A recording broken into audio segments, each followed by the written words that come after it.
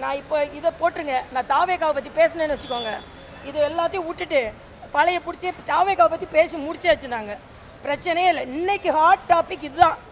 வன்னியரசு பேசுனதும் ஸ்டாலின் ஐயப்பா கோயிலுக்கு போகிறது தான், ஐயப்பா மாநாடுக்கு போடுறது தான். அதனால் இப்போ நான் விஜய் பற்றி பேச மாட்டேன்.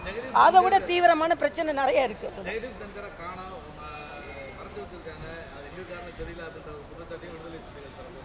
சரி போய் பார்க்க சொல்லுங்கள். இப்போ விடுதலை சிறுத்தைகள் தங்கர் மேலே என்ன ஆசைன்னு நான் கேட்குறேன்.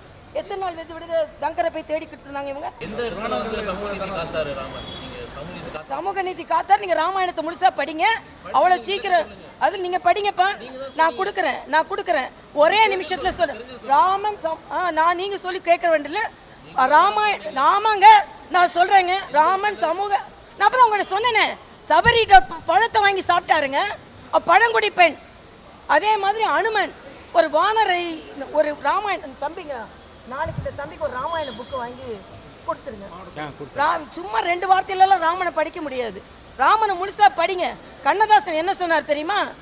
நான் அண்ணாதுரைக்கும் கலைஞருக்கும் ராமனை பற்றி மோசமாக பேசுறதுக்காக பாயிண்ட்ஸ் எடுக்கிறதுக்காக ராமாயணத்தை படிக்க ஆரம்பித்தேன். நான் நாத்திகனானவன், ராமனை படிக்க படிக்க ஆத்திக நான் மாறேன்னு சொன்னார். கண்ணதாசனே மாறும்போது உங்களுக்கு ஒரு ராமாயண புக்கை கொடுக்க சொல்கிறேன். இல்லை நாளைக்கு வன்னியரசுக்கு நம்ம எல்லாம் சேர்ந்து ஒரு ராமாயண புக்கை நீங்கள் தம்பி ரமேஷ், நாளைக்கு நீங்கள் வன்னியரசுக்கு கம்பராமாயணம், கம்பர் யாரு? பிராமின் கிடையாது. கம்பர் எழுதின ராமாயணத்தை எல்லாரும் வன்னியரசுக்கும் எல்லாத்துக்கும் பெரிய போராட்டம் நடத்துங்க நான் சொல்றேன். ராமனை எப்படி பேச முடியும்? ட்ரெண்ட ஃப்ரெண்ட் ஆக்கிக்கோங்க. தந்தி டிவியின் சப்ஸ்கிரைபர்ஸ் அண்ட் ஃபாலோவர்ஸ் குடும்பத்துல நீங்களும் இணையுங்க.